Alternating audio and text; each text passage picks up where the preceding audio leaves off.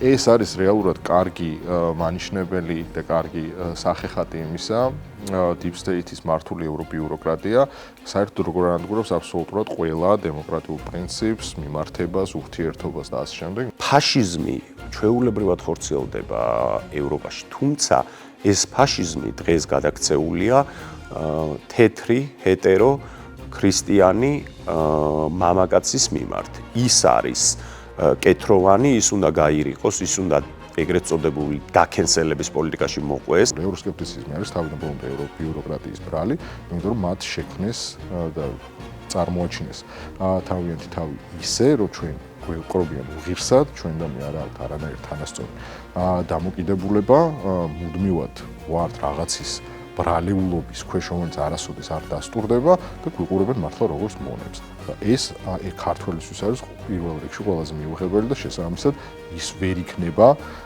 ოცნებაში იმაზე, რომ იმ სივრცის ნაწილი გახდეს, სადაც მსგავსი ტიპის მოპყრობა არის მისდამი.